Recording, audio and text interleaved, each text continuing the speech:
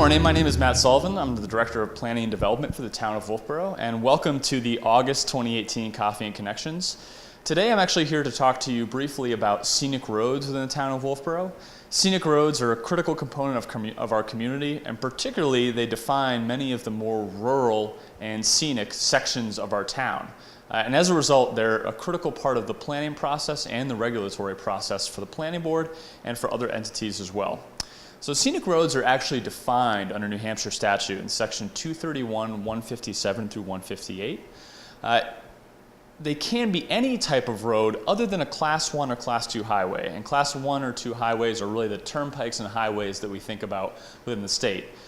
Our regular town roads, which are class 5 roads, those could be designated as scenic. Class 6 roads, which are non-maintained town roads, can also be designated as scenic. So really, any road can be a scenic road that you see within the town of Wolfeboro. And I'll get to what roads those are in just a little bit here. If it is a scenic road, it actually has some very specific requirements when it comes to maintenance of the road. So in the event that cutting or removal of stone walls has to happen along a road that's been designated scenic, the applicant actually has to get approval from the planning board in order to do that. And again, that includes any repair, maintenance, road reconstruction work, anything of that sort has to go through the planning board approval process. Additionally, if there's any utility maintenance that needs to be done, perhaps from the municipal electric department or the public works department, any such activity has to go through the review process with the planning board. So there's actually a protection along the corridor that's designated as scenic. Now, it also includes any damage or removal of trees that are at least 15 inches in circumference. So anything that has to do with cutting of those trees, again, has to go through the planning board review process. I mentioned just a second ago that stone wall removal is also considered, stone walls are considered a scenic element of many of these roads, and as a result, any modifications to those stone walls, particularly the removal of stone walls, has to go through that review process. So it's sort of an interesting designation. So the first question is, how does a road actually get designated as scenic? There is a process that it has to go through. There are really two ways that it happens. Either there's a petition signed by just 10 voters within the community, or there's a petition signed by 10 landowners that directly abut the road. And that's really, those may sound the same, but one has to do with a road that actually crosses into multiple communities. There's actually two options to actually get it designated. The petitioners have to provide that petition to the town clerk with all of the names or property addresses of the people abutting the road. And then within 10 days of the town clerk receiving that petition, all the property owners have to be notified that a scenic road petition has been submitted and that petition will appear on the warrant at the following town meeting in March. So that's sort of the general process. Now, there is a specific New Hampshire state law that allows the selectmen to actually insert this into the warrant themselves without petition. Typically that's not, well, not typically, but in some cases we don't see that. It's really a mix of both options. So either the selectmen submitting or the petitioners themselves. Now, when it comes to actually doing that maintenance or road work that I talked about before that has to go to the planning board, there's a very specific noticing and public hearing requirement. The planning board has to hold a public hearing when it comes to that cutting or removal of stone walls or any maintenance that we talked about before. Now, there's a specific noticing requirement that's a little bit different than a regular planning board case or something similar. The notice of the public hearing has to be advertised actually 2 times, and the second notice, the second one in order there, has to appear in a newspaper at least 7 days prior to the public hearing. So again, this is a very unique noticing requirement for scenic road public hearings in front of the planning board, so it's a little bit different. Now, there are a few exceptions I should point out for different activities that can happen. If you're an abutting landowner to the road, you're exempt from the statute's limitation. You're able to remove trees, do maintenance that's required. You as a landowner have that ability, as long as it's your property. Road agents, so the Public Works Department in this case, or the Highway Department, and public utilities, such as our Municipal Electric Department, do actually have some significant exemptions as well. And these really allow them to do more timely repairs and such that involve maintenance of trees in this area. So, just to make sure that this is clear, scenic road status is not a way to make sure that landowners get noticed before trees are cut. It's really, that's not the goal of it. We're already required to give that notice to abutters under the law. This is really a way to just protect the scenic character of the road, and that's sort of the main goal of the statute. As I said before, for landowners, the scenic road designation does not affect their ability to cut trees. They're also free to alter stone walls as they see fit. So again, no impact to the actual property owners themselves.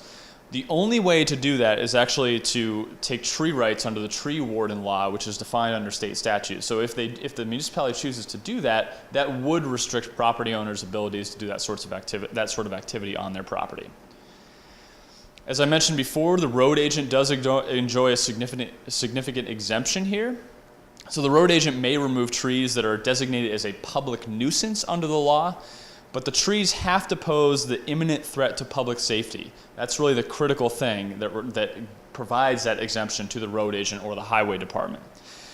But in order to do that, the highway department or the road agent actually have to obtain permission from the Board of Selectmen. So there has to be an approval from the Board of Selectmen to actually undertake that activity. Presumably, if that happens, the road agent would be required to demonstrate how those trees are a significant threat to public safety. So that's the road agent exemption.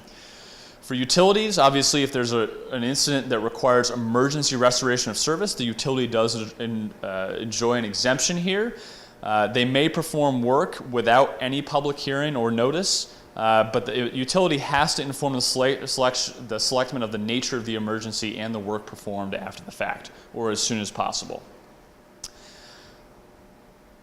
Now, each municipality is required to maintain a list of all of the roads that have been designated scenic. Now, in Wolfeboro, we have a few roads and portions of road that have been designated. I'll go through those in just a second. The list has to be updated annually if any roads are added, and it has to include significant information or sufficient information that allows us to make a determination whether or not a certain activity is requiring a public hearing or not. So we have to have, the area that's actually designated as scenic, how many linear feet is that, from what point to what point. That information has to be readily available to us in order to inform utilities and others how their work will impact the scenic road. Now in Wolfeboro, we have these scenic roads: Avery Road, Cotton Mountain Road, Pleasant Valley Road, Trask Mountain Road, Bickford Road, Cotton Valley Road, Pork Hill Road, Dallas Road, Chick Road, Haynesville Road, Sewell Road, Cowper Road, North Wolfeboro Road, Stoneham Road, and Stoddard Road. Those make up our scenic road list in its entirety. Now again, some of those roads have just a portion that's designated scenic. That's critical to point out. If you have any specific questions about these scenic roads that I'm identifying here, please feel free to call the Planning and Development Office at 569-5970. We're happy to provide any specific information that I mentioned before, including how many linear feet, from what location to what location. All of that information is updated annually and maintained by our department in cooperation with the Public Works Department. With that, that's really all I have on scenic roads today. You may know that we've had some scenic road issues throughout the community in the past. It continues to be a critical issue for the planning board, certainly as it looks to development in more rural areas within the community. During the update of our master plan process right now, we have committees that are actually discussing this issue again and whether or not we should have additional protections or whether or not we need to identify additional areas or roads as part of the scenic road process. That discussion is ongoing right now.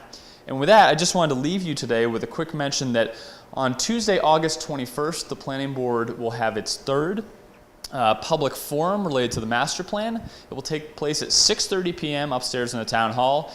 It will be a sort of round table or circuit format where you'll have an opportunity to hear from each committee, hear about their purpose statements within their chapters. Additionally, you'll hear about their goals and potentially some of their recommendations. And really, it's just a great opportunity to find out what's been going on for the past 5 or so months since these committees have been meeting.